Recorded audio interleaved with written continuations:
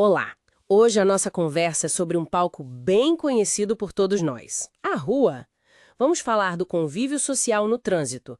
A nossa base aqui é um material bem interessante, um manual de formação do Detran do Rio Grande do Sul, chamado Convívio Social. A ideia é explorar um pouco essas relações humanas que acontecem, né? Atrás do volante, ou mesmo quando a gente está a pé ou de bicicleta. Exato. É um tema que parece simples, mas não é. Pois é, o manual já começa dizendo que o trânsito é mais que só carro e regra. É um fenômeno social complexo. Uhum. Um lugar onde os nossos interesses, os nossos objetivos individuais acabam se cruzando. E nem sempre de forma muito pacífica, né? Não mesmo. A gente quer chegar logo, o outro também. Isso. E a nossa missão aqui é tentar entender um pouco melhor essa dinâmica toda. Como é que isso afeta a segurança, o bem-estar de todo mundo. É fundamental olhar para isso. Então, vamos lá. Vamos tentar desempacotar isso. Uma coisa que o manual diz logo de cara é que, assim, a gente raramente está no trânsito só por estar, né? Verdade. É sempre um meio para outra coisa. Chegar no trabalho, encontrar amigos, ir ao mercado, enfim, É um deslocamento com um propósito. isso. E aí, quando esses propósitos todos se encontram ali, no mesmo espaço, podem surgir faíscas, digamos assim. É aí que o conflito pode aparecer, certo? Sim, e o fascinante aqui, eu acho, é a visão de que a sociedade não é só um monte de gente junta, sabe? São as interações, as relações entre essas pessoas. Tipo uma teia mesmo. E o trânsito, ele é um microcosmo perfeito disso. Interessante essa ideia da teia. É, porque ali você tem, a todo instante, pessoas com personalidades diferentes, histórias de vida diferentes, tudo moldado por um monte de coisa. Genética, o ambiente onde cresceu, cultura, as experiências que teve.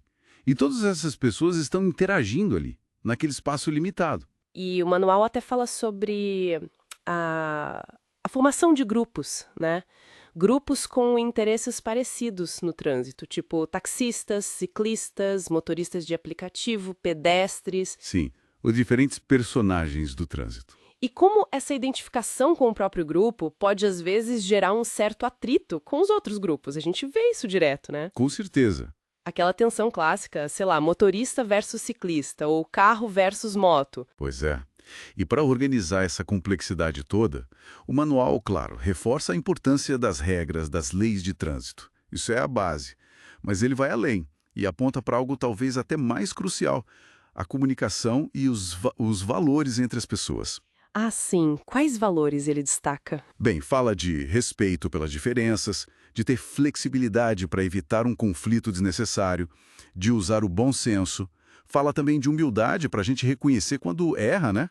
Paciência, equilíbrio emocional e um ponto-chave: empatia. Empatia, se colocar no lugar do outro. Exatamente. Tentar minimamente entender a situação pela perspectiva da outra pessoa ali no trânsito. E tem um ponto no manual que, nossa, me chamou muito a atenção. Ele cita uma pesquisa do próprio Detran, RS, lá de 2010. Uhum. Que confia em uma coisa que a gente até desconfia, né? A nossa tendência de julgar os erros dos outros no trânsito de forma bem mais severa do que os nossos. Assim, o famoso 2 pesos, 2 medidas. Exato. Pra gente, sempre tem uma desculpa, né? Ah, eu tava com pressa, foi só uma olhadinha rápida no celular. Ah, mas todo mundo faz isso. Isso, a gente se justifica. Mas quando a gente vê o outro fazendo a mesmíssima coisa, aí a condenação é rápida, né? É uma dissonância curiosa mesmo. E se a gente conecta isso com o quadro geral? Fica estranho, né? Se quase todo mundo se acha um bom motorista e culpa sempre os outros, quem são então esses outros perigosos?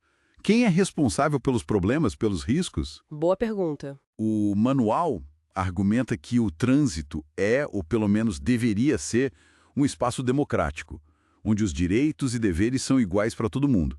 Não importa se você está de carro importado, de bicicleta, a pé, se é jovem, se é idoso. A responsabilidade é de todos, então. Exato. A segurança é uma construção coletiva, uma responsabilidade compartilhada. Então, o que tudo isso quer dizer, no fundo, é que a forma como a gente se comporta ali no meio do trânsito é um reflexo direto de como a gente exerce nossa cidadania. Precisamente, o manual faz essa ligação direta.